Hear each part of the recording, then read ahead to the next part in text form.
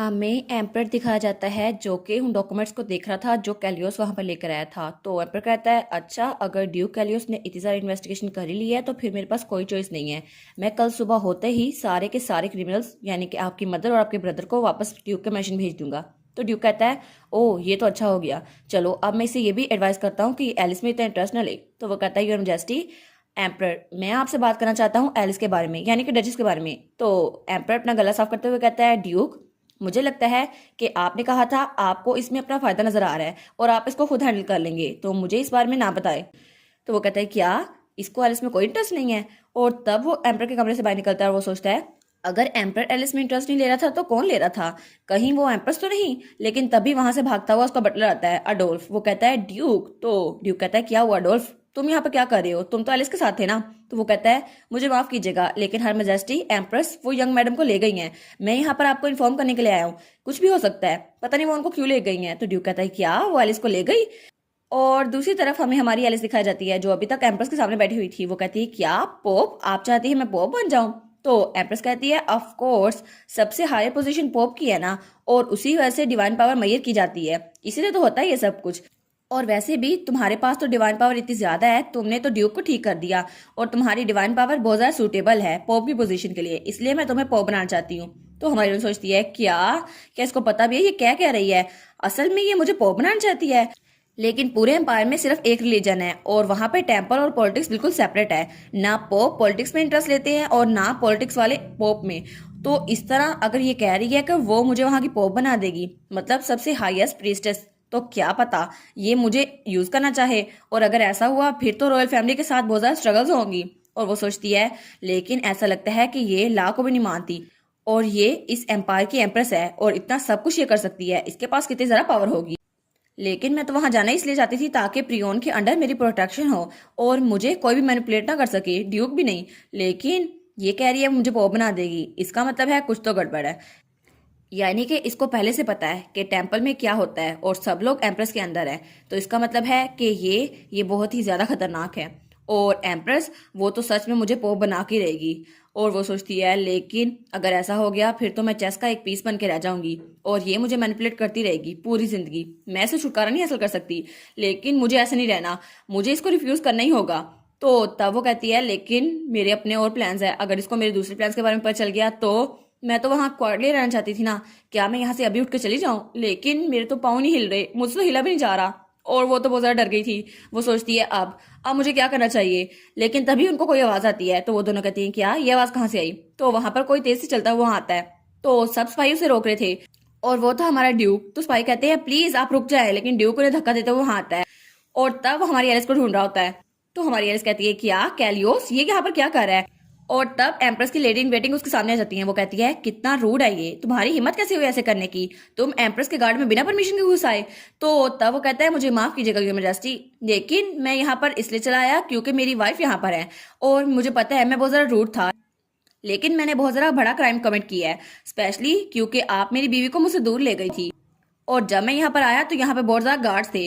और वो सोचता है पता नहीं वो क्या बात कर रही होगी एलिस से जो इतनी ज्यादा सिक्योरिटी टाइट करके रखी हुई है। तो तब वो कहता है हालांकि मैंने बहुत ज्यादा रूडनेस दिखाई, इसलिए प्लीज मुझे पनिशमेंट दीजिए।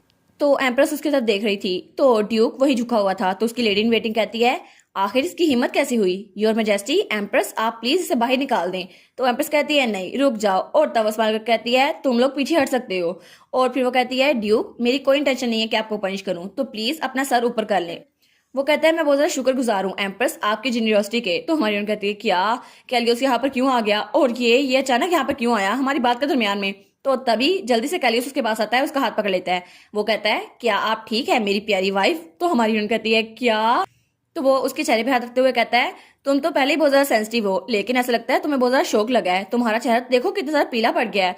और हमारी हीरोइन तो ब्लश करने लग जाती है। वो सोचती है ये आखिर ऐसे एक्ट क्यों कर रहा है, मुझे तो बहुत ज्यादा घबराहट हो रही है, लेकिन आखिर ऐसा कुछ क्यों हुआ है। तब उसने उसका हाथ पकड़ा हुआ था। तो वो कहती है क्या क्या ये मेरी हेल्प करने की कोशिश कर रहा है, मैं बहुत ज्यादा सरप्राइज थी लेकिन चलो ये मेरी हेल्प के लिए आ तो गया।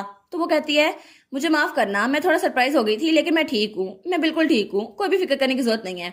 तो एम्प्रेस कहती है ये पहली बार है जब मैंने ड्यूक को यहाँ जल्दी से भागते हुए देखा, मुझे माफ करना तुम्हें सरप्राइज करने के लिए।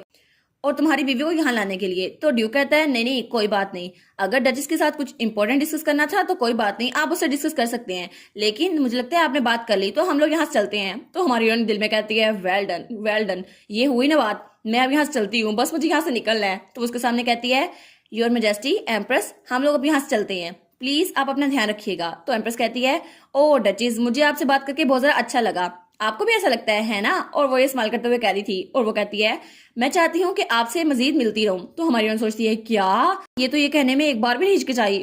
तो हमारी हीरोइन झुकते हुए कहती है मुझे माफ कीजिएगा, लेकिन ऐसा लगता है मैं इतनी भी ज्यादा आउटस्टैंडिंग नहीं हूँ कि मैं आपसे बात कर सकूं योर मेजेस्टी। तो एम्प्रेस कहती है ओ ये तो बहुत ज्यादा रिग्रेटेबल है, क्योंकि मुझे लगा था मैं तुम्हारे साथ दोस्ती कर लूंगी। और वो तो बहुत ज्यादा ड्रामनी लग रही थी ये कहते हुए। तो हमारी हीरोइन के हाथ कांप रहे थे, वो कहती है मुझे माफ कीजिएगा लेकिन ऐसा नहीं हो सकता। तो ड्यूक उसके हाथों को देखता है और वो सोचता है क्या एलिस डर रही है, और उसके बाद ड्यूक उसको बाहर ले आया था।